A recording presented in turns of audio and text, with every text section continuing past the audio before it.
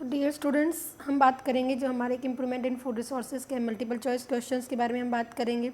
ठीक है, देखो ये बहुत इंपॉर्टेंट है। हम सिलेबस तो पढ़ लेते हैं, अगर हम क्वेश्चन की तैयारी नहीं करते तो फिर हमारी सारी मेहनत वेस्ट जाती है। पर हम डिस्कस करेंगे which of the following are the 3 primary nutrient needed for the plant growth. ठीक है, हम सारे क्वेश्चन, ये नहीं कि आंसर हम हर चीज़ को डिस्कस करेंगे यहाँ पे। हमारे पहला क्या है बेटा, कैल्शियम, सल्फर, मैग्नीशियम। ठीक है, क्या 3 प्राइमरी मेन प्राइमरी न्यूट्रिएंट्स है। तो आपको बस ये याद रखना, आपको तैयारी हमेशा इस तरह से करनी है। ये नहीं कि आप भाई आंसर देखो कैल्शियम, सल्फर, मैग्नीशियम ये हो सकता है, नाइट्रोजन नहीं। आपको याद रखना है कि जो मेन थे वो क्या थे, नाइट्रोजन, फॉस्फोरस एंड पोटेशियम थे। तो आप देखो ये वाला आपका ऑप्शन कहाँ पे है, तो नाइट्रोजन, फॉस्फोरस, पोटेशियम हमारे पास दिया, तो हमारा आंसर क्या आ जाएगा, बी आंसर आ जाएगा। Then which of the following is not an exotic breed of the dairy category. Exotic breed नहीं है, ये ध्यान देना, क्योंकि हम क्या कर रहे थे, एक्जोटिक ब्रीड जर्सी हम याद रखते हैं, जर्सी पे टिकल नहीं। पहले आप क्वेश्चन देखो, नोट पूछा हुआ है, नोट भाई ये भी एक्जोटिक ब्रीड है, ये भी एक्जोटिक ब्रीड है और ये एक्जोटिक ब्रीड है। बॉस इंडिकस आपको पता है हमारी इंडियन काऊ होती है, तो हमारा आंसर क्या आ जाएगा इसके अंदर, C will be the answer. Okay, then हमारे पास which of these crops does not require nitrogen fertilizer. आपको पता भी नाइट्रोजन फर्टिलाइजर किसको नहीं चाहिए होता, लेग्यूम्स को नहीं चाहिए होता, और इनमें से लेग्यूम्स फैमिली की कौन सी है, सोयाबीन है बेटा। ओके, तो हमारे पास आंसर हो जाएगा, क्लियर। नेक्स्ट अगर हम बात करते हैं यहाँ पे, ठीक है, अगर हम नेक्स्ट बात करते हैं बेटा, what does GMO stand for. आपको सबको पता है कि जीएमओ का मतलब क्या होता है। तो अगर हम बात करेंगे जीएमओ, हमने क्या बताया था, जेनेटिकली मॉडिफाइड ऑर्गेनिज्म। क्या बताया था हमने, जेनेटिकली मॉडिफाइड ऑर्गेनिज्म। तो ये आंसर ढूंढो कहाँ है, जेनेटिकली फर्स्ट हमारा आंसर है, तो ये हमारा आंसर आ जाएगा। Crop rotation is an important part of organic farming. ये तो बताया इन्होंने कि क्रॉप रोटेशन एक इम्पॉर्टेंट पार्ट है। वाई इज मोनोक्रॉपिंग प्रॉब्लमेटिक दे दिया। मोनोक्रॉपिंग मतलब जो सिंगल क्रॉप, एक ही तरह के हम बार बार क्रॉप करेंगे तो वो किस तरह से प्रॉब्लमेटिक है। इन्होंने देखो क्रॉप रोटेशन में नहीं पूछा इन्होंने कुछ, बस खाली एक लाइन दे दी कि crop rotation is important part of the organic farming. इन्होंने मोनोक्रॉपिंग के बारे में कि प्रॉब्लमेटिक क्या प्रॉब्लम क्रिएट करती है। The crop is vulnerable to organise crop thieves. इसका मतलब क्या होगा कि जो क्रॉप होती है, जो ऑर्गेनाइज क्रॉप थीव्स होती है भाई, उसके लिए खतरा होती है, नहीं। It encourage the buildup of the disease and pest that destroy the particular crop. ये हमारे पास हो जाएगा, क्योंकि मैंने आपको कहा था जब बार बार अगर हम एक ही तरह की क्रॉप लगाते हैं, इमेजिन करो जो पेस्ट खाने वाला होता है ये हमारी क्रॉप को पूरा का पूरा नुकसान कर जाता है। नेक्स्ट हमने वही क्रॉप की तो उसके अंडे वहीं पे रहते हैं, तो वो उसी क्रॉप को क्या कर देता है, नुकसान। अगर हम क्रॉप रोटेशन इस तरह की काम करते हैं तो पेस्ट को दूसरे टाइम वो अपनी मेन क्रॉप नहीं मिलेगी तो क्या हो जाता है, क्रॉप मर जाता है। तो यहाँ पे हमारा आंसर क्या आ जाएगा, B will be the answer. Okay बेटा, it does not use minerals, भाई यूज़ तो करेगी। इट इज़ एक्सपेंसिव, ये भी ठीक है भाई, अगर हम बार बार एक्सपेंसिव वाले करेंगे तो हमारे पास मेन ये आती है। ठीक है बेटा, फिर अब which of the following is not an organic method. Organic method नहीं है टू कंट्रोल द वीड्स। हमें पता है ऑर्गेनिक मैथड नहीं पूछ रखा है। ठीक है, ऑर्गेनिक मेथड अगर हम बात करें भाई, बायो फर्टिलाइजर है, बायो पेस्टिसाइड्स है, ये सारी चीज़ों को यूज़ करना, मतलब केमिकल यूज़ नहीं करना है इसके अंदर। तो नोट इसमें प्रॉपर सीड बेड्स, प्रॉपर मतलब अरेंज, अगर हम बात कर रहे हैं इंटरक्रॉपिंग, क्रॉप रोटेशन, सारी चीज़ें हो जाएंगी, वीडीसाइड्स इसका आंसर आ जाएगा। ओके बेटा, नेक्स्ट हमारे पास में आ जाता है which of the following refer to seeds in the fishery. मैंने आपको बताया था सीड्स के बारे में, बताया था मैंने बेटा आपको सीड्स होते क्या हैं। जैसे अगर हम बात करेंगे फिश सीड, तो फिश सीड के अंदर हम मेन क्या करते हैं, एग को चूज़ करेंगे। ठीक है, मेन क्या करेंगे, एग जो स्पॉनिंग होंगे, फर्टिलाइज्ड एग होंगे, तो हम इसका आंसर क्या होगा, एग ऑफ फिश हो जाएगा। ओके बेटा, या फिर हम इसमें फ्राई होते, फिंगरलिंग्स होते, सारी चीज़ें हो जाएंगी। बट द साइंटिफिक नाम ऑफ इटालियन बी आ गया। इटालियन बी को मैंने आपको बताया था एपिस मेलिफेरा होता है। आपको ये ढूंढना है, ऐसे कभी भी नहीं करना कि एपिस इंडिका भी पढ़ा, एपिस डॉर्सेटा भी, मेलिफेरा भी, फ्लोरा, या पता नहीं कौन सा आंसर है। नहीं, आपको पता है कि इटालियन बी पूछा है तो एपिस मेलिफेरा, तो अब एपिस मेलिफेरा ढूंढो भी कौन सा आंसर है। तो आपका आंसर क्या है, सी पे, तो C will be the answer. Which of the following organism are cause disease in the poultry. फिर पोल्ट्री के अंदर कौन कौन सी डिजीज है, बैक्टीरियल भी होती है, हमने बात की थी, ट्यूबरक्लोसिस हो रही थी, वायरल भी हमने बात की थी, रानीखेत वगैरह हो रही थी, बर्ड फ्लू थी, हमने फंगस की, एस्पेरोजिलस बात की थी, भाई सारी डिजीज़ हो रही है। तो आपका आंसर क्या आ जाएगा, ऑल ऑफ दिस। आपको बेटा एमसीक्यूज़ की हमेशा ऐसे ही तैयारी करनी है। आपको ऑप्शन में नहीं कि आप कंफ्यूज हो भी पढ़े तो सारे वे, नहीं। आपको कॉन्सेप्ट जितना अच्छा क्लियर होगा तो आप सीधा बताओगे कि भाई this will be the answer, और आप उसको आंसर को ढूंढोगे ऑप्शन में कि कहाँ है भाई मेरा आंसर। ओके बेटा, नेक्स्ट अगर हम बात करेंगे यहाँ पे, why are the exotic breed prefer to local breeds. भाई हम एक्जोटिक ब्रीड को क्यों करते हैं? आपको पता है कि एक्जोटिक ब्रीड में अगर हम बात करेंगे कैटल, क्योंकि इसके अंदर ये मोस्टली कैटल्स के अंदर ही दी हुई है, अगर हम बात करें कैटल्स तो उनका लैक्टेशन पीरियड ज़्यादा होता है, मैंने बताया था आपको। पर अगर हम इंडियन के अंदर बात करते हैं तो हमारे अंदर डिजीज रेजिस्टेंट की पावर ज़्यादा है, लेकिन उन्होंने क्या किया है, वाई आर एक्जोटिक ब्रीड्स, हम एक्जोटिक ब्रीड्स को क्यों करते हैं? लैक्टेशन पीरियड ज़्यादा होना चाहिए, ये भी नहीं है, लॉ रेजिस्टेंस है, ये हमारा आंसर क्या हो जाएगा, हैव लॉन्ग लैक्टेशन पीरियड। ठीक है। Which cropping method involve growing of 2 और more crop simultaneously on a same field, एक ही फील्ड में एक साथ ग्रो करवाई जा रही है, ना तो कोई पैटर्न लिखा हुआ है ना और कुछ लिखा हुआ है, एक साथ हमारे mixed cropping will be the answer. ठीक है। देन हमारे पास है which cropping method involve growing 2 और मोर इन अ डेफिनेट रो पैटर्न, लिख दिया। फिर रो पैटर्न में आपको पता है इंटर क्रॉपिंग होती है ना, तो आप इंटर क्रॉपिंग पे चले जाओ। ओके बेटा। नेक्स्ट हमारे पास में है which of the following is synthetic mineral nutrient. Synthetic पूछा इन्होंने कि सिंथेटिक कौन सा है? सिंथेटिक मतलब जो बनाया जाएगा, मिनरल न्यूट्रिएंट है। आपको तो फार्म यार्ड मैन्योर भी नेचुरल हो गया, ये भी नेचुरल हो गया, ये भी नेचुरल हो गया, फर्टिलाइजर हम सिंथेटिक बना रहे हैं, तो आंसर क्या हो जाएगा, सिंथेटिक हो जाएगा। Which of these statement is true about intercropping के बारे में ट्रू क्या है? अभी देखो क्योंकि आजकल हमारे क्वेश्चन स्टेटमेंट में ज़्यादा आने लगे हैं, अभी आप स्टेटमेंट पे मत जाओ, पढ़ लो एक बार। सीड्स ऑफ 2 क्रॉप, इंटरक्रॉपिंग के बारे में पूछे, देखो seeds of 2 crop are mix before sowing, बिल्कुल गलत है भाई ये तो, क्योंकि इंटरक्रॉपिंग में तो हम क्या करते हैं, पैटर्न में ग्रो करेंगे। Harvesting and threshing are not possible separately, ठीक है, तो हम क्या करेंगे भाई, हार्वेस्टिंग नहीं, हम बिल्कुल, क्योंकि हमने रो के अंदर ग्रो करवाएंगे तो आराम से एक बार इसको कर लेंगे, इसको कर लेंगे, तो ये भी हमारे पास क्या भी पॉसिबल, हम सेपरेटली कर सकते हैं। Maximum utilisation of nutrient supplied, ये हमारा सही लग रहा है, क्योंकि इसमें क्या होता है, हम हमारे जो न्यूट्रिएंट्स को बचा सकते हैं। क्यों बचा सकते हैं? सप्लाइड से, हम फर्टिलाइजर से बचा सकते हैं, क्योंकि हम इंटरक्रॉपिंग चूज करते थे, हम एक लेग्यूमेंस फैमिली की करते जो नाइट्रोजन को फिक्स कर देगी, तो हमें लेस अमाउंट के अंदर न्यूट्रिएंट्स स्प्रे करने पड़ेंगे, तो हमारी यूटिलाइजेशन हो जाएगी न्यूट्रिएंट्स की। There are no set pattern of the, नहीं भाई हम तो पैटर्न के अंदर ही ग्रो करवाएंगे। ये हमारे पास 3 तो रॉन्ग आ गई और 1 सही है। अब क्वेश्चन में देखते हुए ट्रू पूछी गई है, क्योंकि हम स्टेटमेंट नहीं पढ़ते भाई, हमने देखा intercropping seeds of the true, ये तो हमारी गलत है, हम फर्स्ट पे निशान लग, हमने पूछा ही नहीं, हम आगे की चीज़ पढ़ ही नहीं रहे, तो आपको पहले क्वेश्चन देखना है। अगर स्टेटमेंट कैसे कोई भी क्वेश्चन आते हैं, किसके बारे में पूछिए, पहले आप अपने इस तरह से कर लो कि ये हमारे पास गलत है, रॉन्ग है, राइट है, ये रॉन्ग है। अब क्वेश्चन पे चले जाओ, मैं ट्रू पूछिए फॉल्स पूछिए, ट्रू पूछिए तो आपका आंसर ट्रू में तो ये था, तो C will be the answer. Okay. अब which of the following group include only weeds, आपको मैंने बताया था वीड्स के लिए 3-4 एग्जाम्पल बताए थे, साइप्रेनस बताया था, पार्थीनियम बताया था, गाजर घास होता है, ये इसको साइप्रेनस रोटुंडा को हम क्या कहते हैं, मोथा कहते हैं, जंगली मोथी होती है ना, वो होता है। जन मैंने आपको जैंथियम बताया था, घोखरू होता है, ठीक है। उसके बाद हमने अमरेंथस बताया था, चिनोपोडियम, ये सारी चीज़ें बताई थी। अब आप अपने ऑप्शन में चले जाओ, पार्थीनियम, जैंथियम, साइप्रेनस, ये पहले ही ऑप्शन हमारा ठीक हो गया। अगर हम फिर भी नेक्स्ट पढ़ना चाहें कहीं और तो नहीं है भाई हमारा, तो जैंथियम, मेज़ आ गया, मक्का तो हमारी क्रॉप है, इसमें पैडी आ गई, ये भी। Convolvulus and balsam, these are the flowering plants होते बेटा, ये हम फ्लावरिंग प्लांट्स होते हैं, कोई वीड्स नहीं होती। इसके अंदर हमारे पास ये 2 तो दे दिए, लेकिन कॉन्वुलस इसके अंदर दे दिया, तो हमारा पहला ही ऑप्शन क्या हो गया, बिल्कुल राइट हो गया। ओके। नाउ अगर हम बात करेंगे नेक्स्ट क्वेश्चंस के बारे में, which of the, next question के बारे में अगर हम बात करेंगे,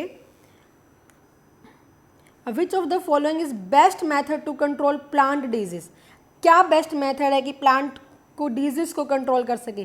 तो बेस्ट मेथड पूछा, अगर हम पेस्टिसाइड या इंसेक्टिसाइड स्प्रे करेंगे तो ये हानिकारक हो रही है हमारे लिए, लगा लो हर तरह का एनवायरनमेंट पॉल्यूट क्रिएट कर रही है, तो हम सोचेंगे कि हम बेस्ट वैरायटी के सीड्स लें, ठीक है, जो कैसे हो, डिजीज रेजिस्टेंट हो बेटा, कैसे हो, डिजीज रेजिस्टेंट वाले हो।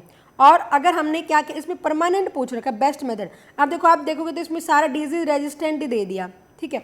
अब पढ़ेंगे हम इसमें, the selection of disease resistant variety, the introduction of disease resistant variety, the breeding of the permanent resistant variety.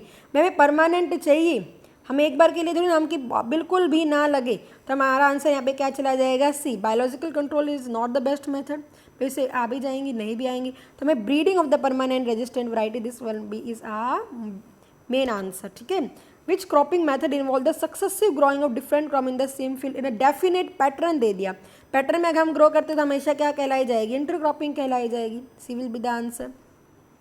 Which of the following process reduce soil fertility, क्या सॉइल की फर्टिलिटी को decrease करेगी, रिड्यूस का मतलब क्या होता है, decrease. Decaying organic matter नहीं करता है, क्योंकि आपको पता है कि डिकेइंग ऑर्गेनिक मैटर तो क्या करता है, माइक्रो ऑर्गेनिज्म वहाँ उसको फूड मिलेगा, बल्कि इंक्रीज करते हैं। क्रॉप रोटेशन भी इसको इंक्रीज करेगा एंड नाइट्रोजन फिक्सेशन भी इसको इंक्रीज करेगा। Intensive agriculture will be answer, क्योंकि यही रिड्यूस करेगा। हम हमारे खेत को बिल्कुल खाली नहीं छोड़ रहे, एक क्रॉप हमने की फिर तभी की तभी दूसरी क्रॉप कर दी, तीसरी क्रॉप कर दी, तो इसमें सॉइल की फर्टिलिटी क्या हो रही है, कम हो रही है। हम फर्टिलाइजर्स कंटिन्यू स्प्रे कर रहे हैं, तो वो क्या करते हैं, हमारे इंपॉर्टेंट बैक्टीरिया माइक्रो ऑर्गेनिज्म है सॉइल को इनको खत्म कर देती है। तो कंटिन्यूअस एग्रीकल्चर क्या होती है, reduce the soil fertility. Okay, ना अगर हम बात करेंगे नेक्स्ट हमारे पास में, नेक्स्ट अगर हम बात करेंगे बेटा,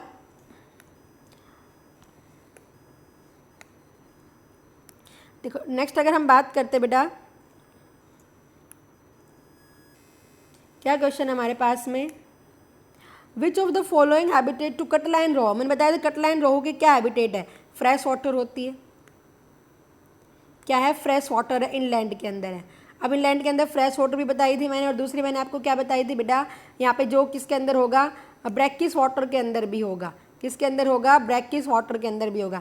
बट आप याद रखना जो कटला रोहू है, कटला आएगा बेटा यहाँ, कटला एंड जो रोहू होती है वो मेनली फ्रेश वाटर अंदर मिलती है। जो कार्प होती है वो ब्रैकिस वाटर में भी मिल जाती है। कटला एंड रोहू है वो मेनली फ्रेश वाटर से बिलोंग करेगी। ओके बेटा, तो ये आ जाएगा हमारे पास। मैंने ओशन के अंदर सॉल्ट वाटर है, फ्रेश वाटर में जिसमें सॉल्ट नहीं होता, लेकिन और इसके अंदर क्या होता है, इसे हम ब्रैकिस वाटर बोलते हैं, जिसके अंदर थोड़ी मतलब कम सॉल्ट होगा। ओके, तो यहाँ पे हमारा आंसर क्या आ जाएगा, fresh water. Which of the following is a micro nutrient required. आपको याद रखना इंपॉर्टेंट है, मैंने आपको मैक्रो न्यूट्रिएंट बताए थे, एक न्यूट्रिएंट याद रख लेना, बाकी अपने आप याद हो जाएंगे। Calcium sorry carbon, hydrogen, oxygen, nitrogen, phosphorus, potassium, calcium, magnesium और सल्फर। 1 2 3 4 5 6 7 8 9, तो ये 9 मैक्रो। बाकी जो भी बच जाएंगे वो क्या हो जाएंगे, माइक्रो। माइक्रो पूछ रखा है, सल्फर मैक्रो में आ गया, ठीक है, कैल्शियम भी हमारा मैक्रो में आ गया, पोटेशियम भी हमारा मैक्रो में, तो क्या बच गया, मैग्नीज, तो manganese will be the micro nutrient. Okay, इसमें आपका क्वेश्चन पूछेंगे, इंपॉर्टेंट है। अब हमारे पास में आ जाता है, which of the following is an important objective of biotechnology. भाई हमने बायोटेक्नोलॉजी जितनी भी टेक्नोलॉजी का यूज़ किया था, हमने वहाँ पे क्या चीज़ की है, हमने अच्छी से अच्छी वैरायटी के सीड्स बनाए हैं जिसकी यील्ड अच्छी हो, जिसके अंदर क्वांटिटी भी अच्छी हो, क्वालिटी भी अच्छी हो, डिजीज रेजिस्टेंट भी हो। तो ये हमने सारी टेक्नोलॉजी से तो की है। अब हमारे ऑप्शन में आ जाते हैं, भाई क्या है, to produce pest resistant variety, ये बिल्कुल सही है, हमारा आंसर यही बन रहा है। टू इंक्रीज द ऐसा कुछ भी है कि नाइट्रोजन कंटेंट हमने किसी क्रॉप के अंदर नहीं बढ़ाया, ठीक है।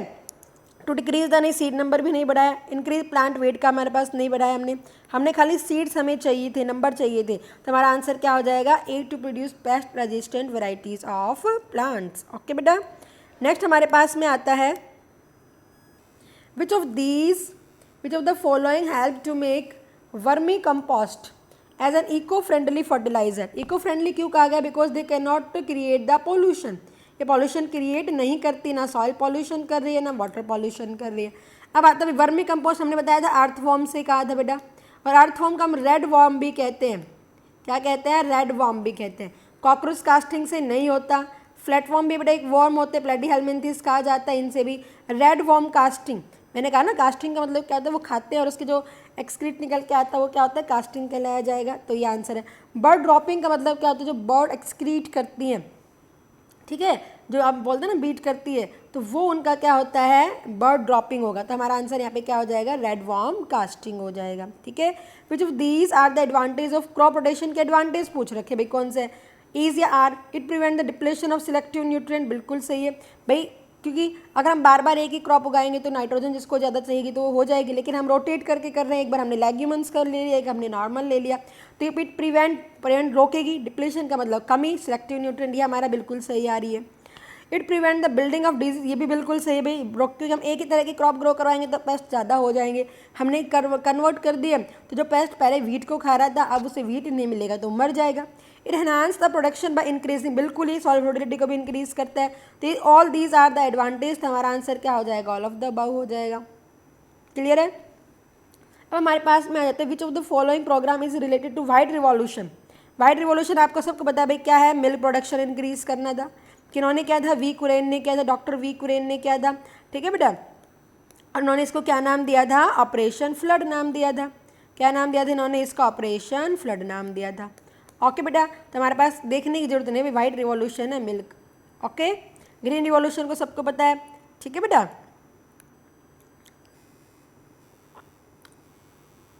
अब हमारे पास नेक्स्ट आ जाता है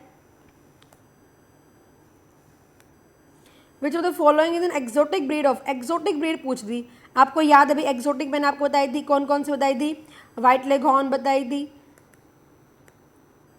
रोड आइलैंड बताई थी इंपॉर्टेंट, प्लाईमाउथ बताई थी। तो ये देख लो मेन होती है व्हाइट लेगहॉर्न, कॉमनली हमारे यहाँ पे मिलती है, तो एक्सोटिक है, इसमें पीला ग्राम से देख लो मेन हमारे पास क्या है लेगहॉर्न, बड़े पीला है, काजल है, न्यूरे, असील की टाइप्स हैं ये, ठीक है, सील की डिफरेंट वेराइटी मिल जाती है, तो हमारा आंसर क्या हो जाएगा, लेगहॉर्न हो जाएगा। Which of the following is called the surface feeder, आ गया मैंने आपको बताया था क्वेश्चन आपका आता है, सरफेस फीडर हो गया, कंपोजिट फिश कल्चर के अंदर था ये। फिर हमने क्या कहा भाई, मिडल जोन के अंदर था बेटा। आपको कभी भी अगर कोई चीज़ नहीं आती है तो आप आंसर ढूंढने की कोशिश मत करो, पीछे से आपने आंसर देखे, आंसर की में आंसर देख लिया तो आप उससे उसी आंसर को एक बार तो याद रख लोगे, उसके बाद भूल जाओगे। आपको भी पता है कि सरफेस फीडर मैंने कि कौन से ये MCQs याद करने का तरीका होता है, आप हमेशा बहुत अच्छे से करोगे बेटा।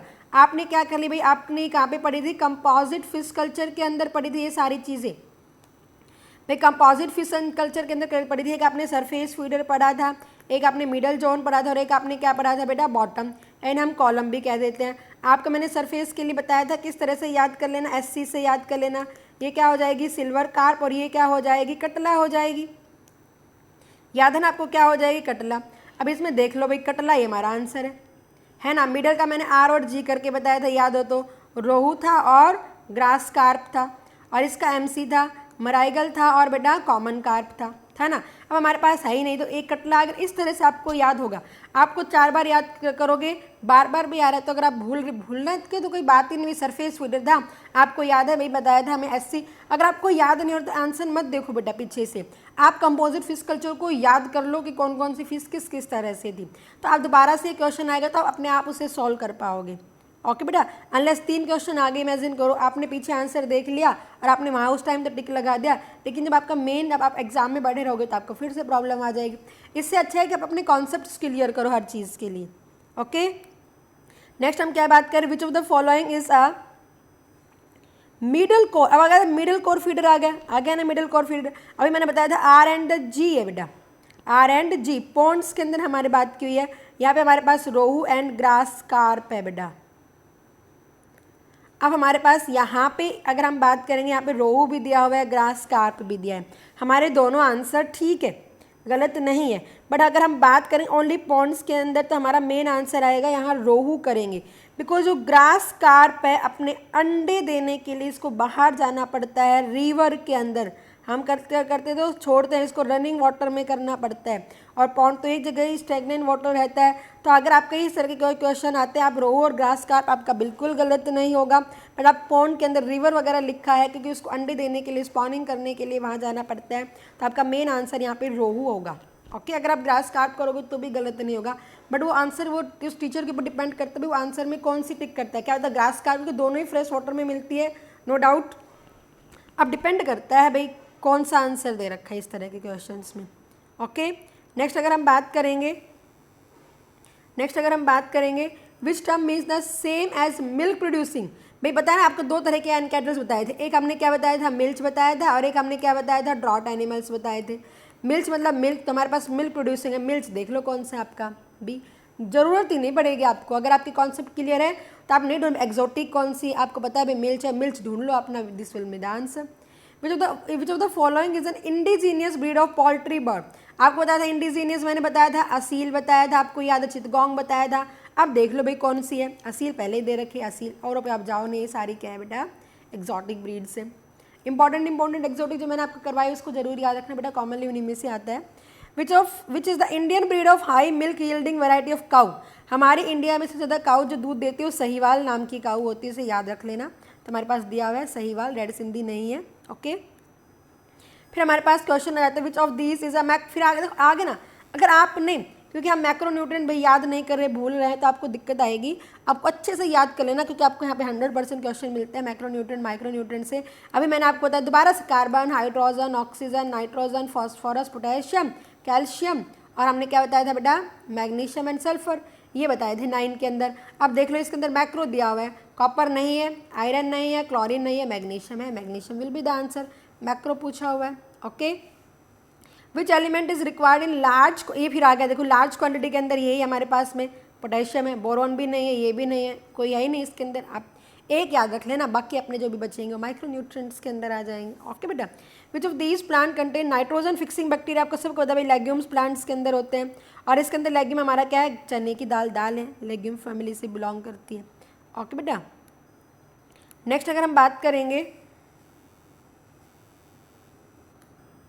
विच of the following is also called unwanted, पता है अनवांटेड प्लांट्स को हम क्या कहते हैं, वीड्स कहते हैं। भाई वीड्स कौन सा, आपका ये आंसर है। Which of these method is use to kill pest, pest को करने के लिए हम पेस्टिसाइड्स का यूज करते हैं। अब हमारे पास में आगे भी क्या है, रैटिंग, रैटिंग यूज नहीं, रैटिंग मतलब क्या होता है, जैसे अनाज होता है ना उसको हम अच्छे से पीटते हैं, आपने कभी देखा है, तो रैटिंग होती है। विनोइंग, विनोइंग का मतलब आपको सबको पता है हम सेपरेट करते हैं सीड्स को, ठीक है। डस्टिंग, डस्ट से भी नहीं जाएगा। तो मेन आपको पता है ना फ्यूमिगेशन होता है, फ्यूमिगेशन में हमने क्या कहा था, ये वो होते हैं जो फ्यूम छोड़ेंगे, और पेस्टिसाइड का काम, पेस्टिसाइड मतलब दीज आर द पेस्टिसाइड जो किसकी फॉर्म में रिलीज होंगे, वेपर्स की फॉर्म में रिलीज होते हैं वहाँ पे। ओके बेटा, इन्हें हम फ्यूमिगेशन कहते हैं। तो आपका आंसर क्या आ जाएगा, fumigation. Which of these is made by using chemicals, आपको पता है फर्टिलाइजर्स बनाए जाते हैं, या फिर केमिकल या पेस्टिसाइड इंसेक्टिसाइड बनाए जाते हैं। ये भी नहीं बनाया जा रहा, ये भी नहीं बना, नेचुरल इंसेक्टिसाइड मतलब जो नेचर में मिलेंगे। भाई कोई दूसरा मॉस्किटो एक मॉस्किटो को खा रहा है, बर्ड मॉस्किटो को खा रही है, तो हमारा आंसर इसमें क्या आ जाएगा, पेस्टिसाइड्स आ जाएंगे। अब नेक्स्ट हमारे पास क्वेश्चन है, which of these is not a sustainable agriculture technique, कौन सी सस्टेनेबल नहीं है, नहीं पूछ रखा है बेटा। मिक्स्ड फार्मिंग भी आ जाएगा, ये भी आ जाएगा, ये भी आ जाएगा। अब स्लैश एंड बर्न थोड़ी, क्योंकि पॉल्यूशन कॉज कर रहे हैं। सस्टेनेबल का मतलब क्या होता है, विदाउट कॉम्प्रोमाइजिंग ऑफ एनवायरनमेंट, हम एनवायरनमेंट के साथ कॉम्प्रोमाइज़ नहीं करेंगे, क्योंकि हमारे फ्यूचर जनरेशन को भी सारी चीज़ें चाहिए होंगी। ओके बेटा, क्योंकि हम स्लैश एंड बर्न फार्मिंग करेंगे, इससे क्या हो जाता है, पॉल्यूशन क्रिएट हो जाता है। तो B will be the answer. What is the advantage of crop rotation आ गया, गेटिंग डिफरेंट काइंड ऑफ, बिल्कुल ठीक है भाई, हम अलग अलग तरह, sir getting different kinds of the crop, increasing the quality of minerals, increasing the fertility of soil, increasing the quality. हमारा आंसर क्या होगा कि फर्टिलिटी को मेंटेन करेगी। क्रॉप रोटेशन में तो हम एक ही बार एक ही क्रॉप तो ग्रो करवाएंगे, तो हम ज़्यादा क्रॉप्स को नहीं मिक्स्ड या इंटरक्रॉपिंग में गेन कर सकते हैं। इंक्रीजिंग द क्वालिटी ऑफ, नहीं मिनरल्स की क्वालिटी इंक्रीज नहीं होती है क्रॉप रोटेशन में, जो प्लांट है उसी के अकॉर्डिंग देगी। इंक्रीजिंग द ना प्रोटीन्स की, तो आपका आंसर क्या होगा, क्योंकि फर्टिलिटी ऑफ सॉइल को जरूर इंक्रीज करती है ये। Who is known as the father of green revolution in India, पूछा बताया MS स्वामीनाथन है बेटा। अगर MS स्वामीनाथन है तो आंसर MS स्वामीनाथन पे चले जाओ। और वैसे हमारा कौन है, NE बोरलॉग है। कौन से किसके ऊपर काम किया था इन्होंने, मैक्सिकन वीट, इन्होंने मैक्सिकन वीट बनाया था, गामा रेज इंट्रोड्यूस की थी बेटा इस इन्होंने, ठीक है। और क्या यूज़ किया था इन्होंने, म्यूटेशनल टेक्निक का यूज़ किया था। ओके, नेक्स्ट अगर हम बात करेंगे, which of the following is formed as a result of the use of quality breeds, अगर हम क्वालिटी ब्रीड्स का यूज़ करते हैं तो which of the following is formed as a result of use of quality breeds, क्या result होगा, produce high yield in a short time. बिल्कुल भाई, अगर हमने क्वालिटी की चीज़ अच्छी यूज़ की है तो हमें थोड़े टाइम के अंदर यील्ड ज़्यादा मिलेगी हमारी, हालांकि पहली स्टेटमेंट भी सही जा रही है। नॉट रिक्वायर्ड इरीगेशन, ये तो कोई बात ही नहीं भाई, आपने अच्छी वैरायटी का ले लिया, उसे पानी तो हमें देना पड़ेगा, वाटर इज इंपॉर्टेंट है। इंक्रीजिंग द लाइफ स्पैन, नहीं हमें लाइफ स्पैन से इसका कोई लेना देना नहीं है, बल्कि हम तो शॉर्ट पीरियड चाहिए होता है ताकि जल्दी से पक जाए। कैरिंग आउट फॉर, नहीं ऐसा भी नहीं है, क्योंकि लाइट के बिना तो पॉसिबल ही नहीं है। हमारा आंसर क्या हो जाएगा, first will be the answer हो जाएगा। ऐसे क्वेश्चन में आपको ऑप्शंस पढ़ने पड़ते हैं। ओके, अगर आपके जनरल सीधे डायरेक्ट क्वेश्चन आते हैं तो वहाँ पे अगर आपके कॉन्सेप्ट क्लियर था आप अपना ऑप्शन ढूंढ लो। फिर तो following is an important objective of biotechnology, अभी बताया था, ये दोबारा से आ गया कि हमें क्या करना है। बायोटेक्नोलॉजी का क्या हुआ है कि हमें disease resistant variety of the plants मिले हैं। ओके बेटा, नेक्स्ट हमारे पास में है, which of the following refer to inland fishery, बताया था ना इनलैंड फिशरी का मतलब क्या होता है, जो फ्रेश वाटर के अंदर और किसके अंदर होती है, ब्रैकिश वाटर के अंदर होती है। तो कहाँ पे है, culturing fish in the fresh water, भाई सही है, डीप सी में नहीं कर रहे। ट्रैपिंग एंड कैप्चरिंग फिश, ये भी सी कोस्ट में आ गया। एक्सट्रैक्शन, ये भी नहीं है हमारे पास, तो हमारे पास A will be the answer. Okay बेटा, नेक्स्ट हमारे पास में आ जाता है, why is organic manure consider better than the fertilizer. भाई आपको पता है ऑर्गेनिक मैन्योर क्यों अच्छी बताई गई है, आपको मैंने बताया था क्यों, क्योंकि हमारे पास में अगर हम बात करेंगे सबसे पहले कि सॉइल की फर्टिलिटी को मेंटेन करके रखती है, ठीक है, और और बाकी हमने क्या कहा था, सॉइल की फर्टिलिटी को मेंटेन ऑर्गेनिक मैटर के अंदर रिच होती है, लेस न्यूट्रिएंट होती है, सब पता है। बेटर पता है, it can not be prepared in, ये भी हम तो बना सकते हैं, आराम से नेचुरल बना सकते हैं। It is less rich in plant nutrient, बिल्कुल सही है, बट बेटर थोड़ी ना फर्टिलाइजर से यहाँ पे। इट इम्प्रूव द फर्टिलाइजर, ये बिल्कुल सही है, ये सॉइल की फर्टिलिटी को इम्प्रूव करते हैं, texture of the soil, because इसके अंदर जो ऑर्गेनिक ह्यूमस प्रेजेंट होता है उसमें डिफरेंट माइक्रो ऑर्गेनिज्म एक्ट करेंगे, खाना खाएंगे और हमारे सॉइल की फर्टिलिटी को इंक्रीज करते हैं। डिक्रीज नहीं तो इंक्रीज करेगी वाटर होल्डिंग कैपेसिटी, हमारी आंसर सही हो जाएगा। फिर the following crop can be grown in the all season, her season में हम कौन सी क्रॉप ग्रो कर सकते हैं भाई? राइस नहीं, राइस तो हम किस में आती है, खरीफ में आती है, ये भी नहीं। वीट रबी क्रॉप्स आती है, मस्टर्ड भी रबी क्रॉप्स आती है, भाई सर्दी में ग्रो कर सकते हैं। लेकिन इसमें वेजिटेबल्स आ गए, कोई पर्टिकुलर एक वेजिटेबल का तो नाम लिखा नहीं है, वेजिटेबल्स है भाई, हमारे मौसम में ग्रो करवा सकते हैं अलग अलग वेजिटेबल्स, ठीक है। अब हमारे पास which of the following is a popular indigenous breed of fowl, बताया था इंडिजीनियस है, असील है, बस याद कर लेना। हालांकि देखो यहाँ पे मुर्रा है, सूरती है, कटला है, ये फिश की दे दी है, ये भैंस की दे दी है, ठीक है बेटा, बफेलो की दे दी है। नेक्स्ट हमारे पास क्वेश्चन आता है, which of the following factor is most important factor that lead to the green revolution in India? हमारे अंदर ग्रीन रिवॉल्यूशन का क्या फैक्टर है जिससे हमारे इंडिया के अंदर ग्रीन रिवॉल्यूशन आई है? भाई कौन सा फैक्टर है हमारे इंडिया में जो ग्रीन, क्योंकि हमारे इंडिया के अंदर किस तरह से ग्रीन, क्योंकि हमने बेटर क्वालिटी की सीड्स को लिया है। जुडिशियस यूज़ ऑफ पेस्टिसाइड, मतलब न्यायपूर्वक क्या यूज़ किया हमने पेस्टिसाइड? नहीं। Proper use of water? No. Increase in the land area, तो इंक्रीज है ही नहीं, क्योंकि पॉपुलेशन इतनी है तो लैंड एरिया तो कल्टिवेशन के लिए है ही नहीं। Induced of high variety of crop, high yielding variety का हमने चूज़ किया है, इसीलिए ग्रीन रिवॉल्यूशन हमारे यहाँ पे आया है।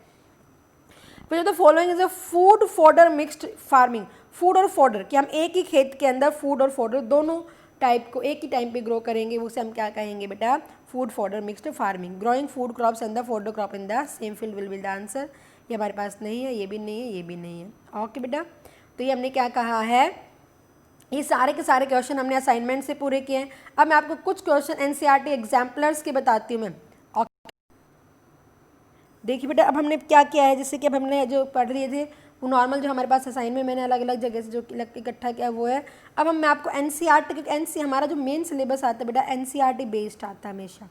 हमारे एनसीईआरटी एग्जाम्पलर्स के क्वेश्चन है बेटा, देखो मैंने लिखा एनसीईआरटी एग्जाम्पलर्स क्वेश्चन है। Okay, which one is an oil yielding plant among the oil yielding plant? Lentil मसूर होती, मसूर का कोई तेल ही नहीं निकलता। सनफ्लावर का निकलता है, सूरजमुखी का ना। कॉलीफ्लावर गोभी का भी नहीं निकलता, हिबिस्कस का भी नहीं निकलता। हिबिस्कस का मतलब चाइना रोज, गुड़हल का फूल कहते हो ना, वो तुम्हारा आंसर सनफ्लावर आ जाएगा। Which one is not a source of carbohydrate? Carbohydrate का जो सोर्स नहीं है, राइस भी है, बाजरा भी है, सॉर्गम भी है, जवार भी है। और ग्राम चना नहीं है, चना लेग्यूम्स तो ये प्रोटीन रिच आता है, दाल होती है। ओके बेटा, फिर हमारे पास है find out the wrong statement from the wrong पूछिए। देखो स्टेटमेंट पूछिए, मतलब स्टेटमेंट देखो भाई रॉन्ग या ट्रू ही पूछिए। White revolution is mean for the increase in milk production, based statement बिल्कुल ठीक है। ब्लू रिवोल्यूशन फिश प्रोडक्शन बिल्कुल ठीक है।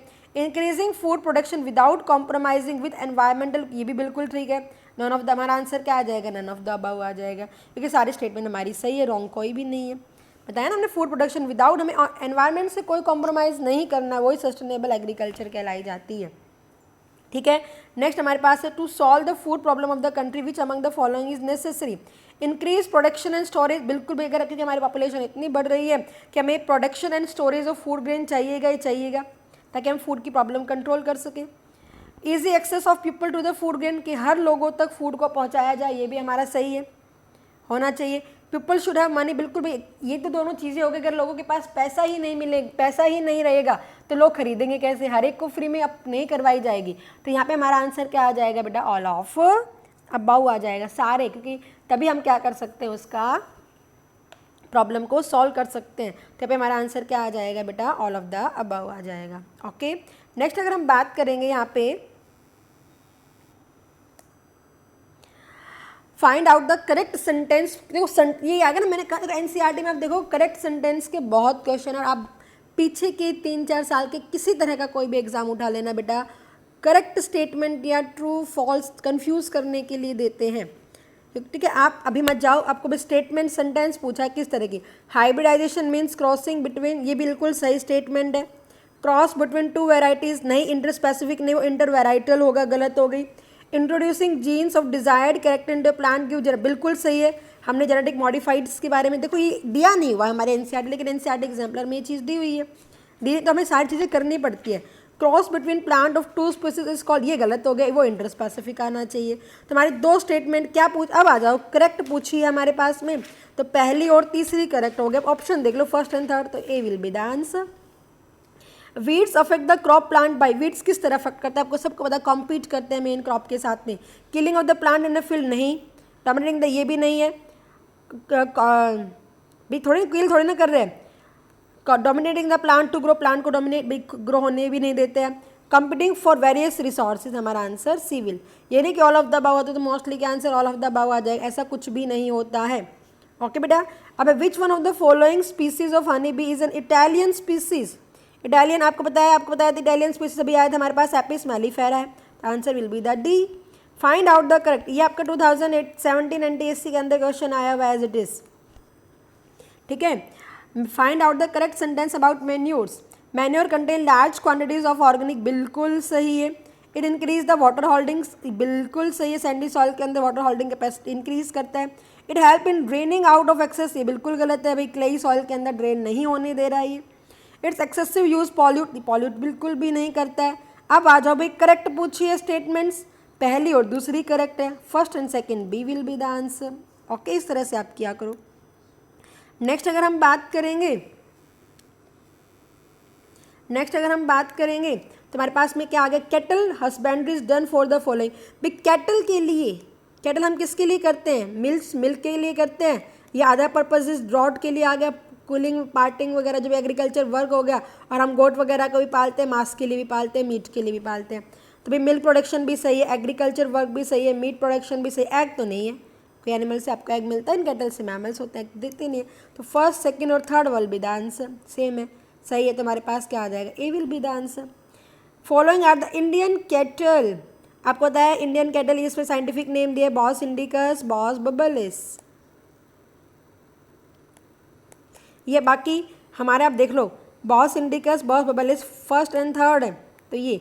अब बॉस डोमेस्टिका, बॉस वल्गैरिस सही, एक्जोटिक ब्रीड के साइंटिफिक नेम है बेटा, एक्जोटिक ब्रीड के साइंटिफिक नेम हमारे यहाँ के नहीं है।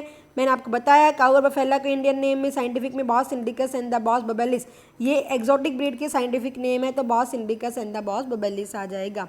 Okay, which of the following are exotic breed, brown Jersey, brown Swiss, Jersey Swiss, ठीक है। आपको ये बताया था भाई कौन सी हमारे पास में क्या है, एक्जोटिक ब्रीड है।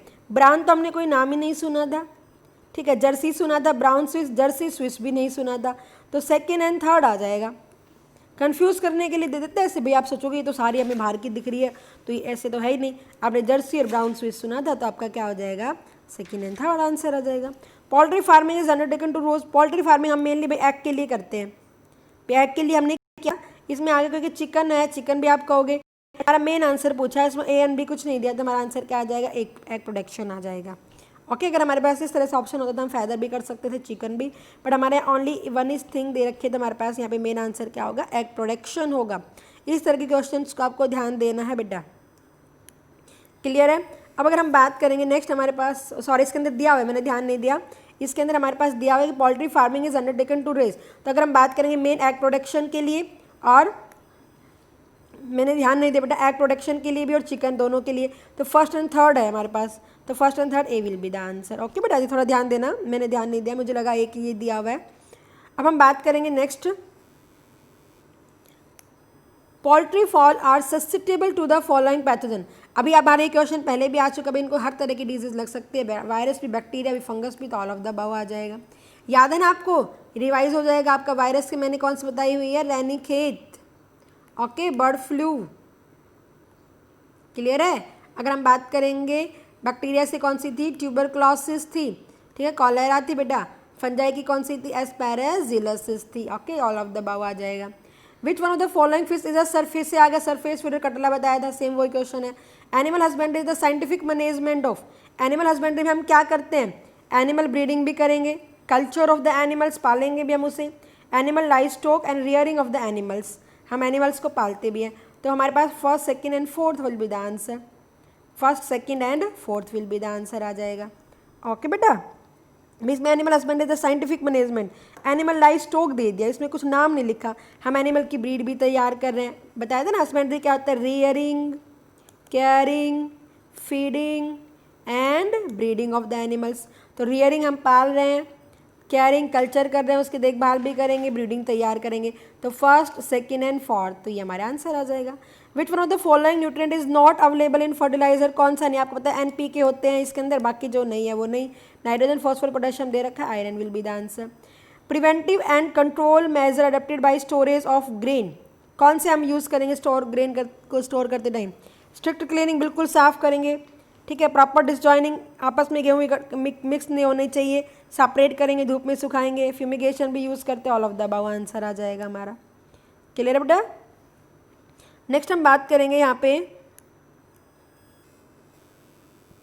बस हमारे यही क्वेश्चंस थे बेटा। ओके, तो ये आपको ध्यान देना है। देखो NCERT के, अगर हम यहाँ पे मैच द कॉलम भी कर लेते हैं यहाँ तक, बाकी लिखने वाले क्वेश्चंस हैं, तो हम बात करेंगे यहाँ पे मेनली कटला। अब देखो ये इस तरह के क्वेश्चन आ गए ना, और हमारे NCERT के अंदर 3 चीज़ें दी हुई है, तो ध्यान देना। कटला हमने क्या बताई थी, आपको याद रख लेना है, SC से, देन RG से, देन MC से, ठीक है। हमने क्या कहा था यहाँ पे, सिल्वर कार्प कटला, ठीक है। यहाँ पे कटला दी हुई है सरफेस फीडर में, ओके बेटा। रो हमारे किसके अंदर दी होती है, मिडल जोन के अंदर, ब्राइगल नीचे के अंदर हो गई, फिश फार्मिंग हम क्या कह रहे हैं, कल्चर फिशरी हो गई, तो इस तरह से हमारे पास आ जाएगा। Pigeon P is a good source, pigeon P का मतलब क्या है, चने की दाल, ठीक है, सॉरी ये हाँ चने की दाल होती है बेटा, इससे भी हम बोलते हैं। और इसकी किसके अंदर रिच होती है, प्रोटीन्स के अंदर। Berseem is an important fodder crop, ठीक है, the crop which are grown in rainy season, rainy season में हम क्रॉप ग्रो कराएंगे, उसे हम खरीफ क्रॉप्स कहते हैं। Blank are rich in vitamins, vitamins कौन रिच होंगे, अगर हम बात करेंगे fruits vegetable rich in vitamins, crop grow in the winter season, rabi crops कहेंगे। ओके बेटा, करना है आपको व्हाट इज GM क्रॉप्स क्या हो जाएगा, आप कर लोगे, genetic modified crop, name any one crop. देखो हमारे NCERT में नहीं दिया हुआ है, तो बीटी कॉटन इसका आंसर आ जाएगा। बेसिलस थ्यूरिजानेसिस से ऑब्टेन होता है। List some useful trades in the improved crops, बिल्कुल हम करेंगे, जो जो आपने ट्रेड्स बताए थे, हाई यील्ड चाहिए, डिजीज रेजिस्टेंट चाहिएगी। Why is organic matter important for crop production, क्योंकि ऑर्गेनिक मैटर के अंदर ह्यूमस होता है और ये सॉइल की फर्टिलिटी को इंक्रीज करके रखते हैं। ये आगे ना, अब हमारे पास नेक्स्ट क्वेश्चन आ गया, देखो बेटा, why is excess use of fertiliser determined for an, बिल्कुल एक्सेस फर्टिलाइजर एक तो सॉइल की फर्टिलिटी को डिक्रीज करते हैं, एक क्या बताया था मैंने, यूट्रोफिकेशन कॉज करते हैं। ओके बेटा, farming without the use of chemical, without the use, organic farming आ गया। Growing of wheat and groundnut on the same field is called, अब एक ही फील्ड के अंदर हम तैयार कर रहे हैं व्हीट एंड ग्राउंडनट को, तो मिक्स्ड भी, क्योंकि पैटर्न तो लिखा नहीं है, मिक्स्ड क्रॉपिंग आ जाएगा। प्लांटिंग सोयाबीन एंड अल्टरनेट रोज लिख दिया तो इंटर क्रॉपिंग आ जाएगा। ग्रोइंग डिफरेंट क्रॉप इन प्री प्लांट तो क्रॉप रोटेशन आ जाएगा। जेंथियम एंड पार्थेनियम हमने क्या बताए थे, वीड्स बताए थे। Causal organism of any disease are called as the pathogen कहलाते हैं बेटा, वो डिजीज कॉजिंग माइक्रो ऑर्गेनिज्म को हम क्या कहते हैं, पैथोजन कहेंगे। Cattle used for tilling and carting, draught animals है। अगर आपकी कॉन्सेप्ट क्लियर तो आप हर चीज़ को सोल्व कर सकते हो। Indian breed of chicken Aseel है। सहीवाल रेड सिंधी काऊ की ब्रीड थी। लोकल ब्रीड ऑफ कैटल हो गई। मिल्स क्या आएंगे, मिल्क प्रोड्यूसिंग एनिमल्स हो गए। Chicken better for fat for obtaining, broilers है, ठीक है। Chicken better fat for obtaining meat, उन्हें हम ब्रॉयलर्स कहेंगे। ओके बेटा, क्लियर है सारे बच्चों को। आई होप आपको ये सारी चीज़ें समझ में आ गई होगी। अच्छे से तैयारी करना, ठीक है, बाय।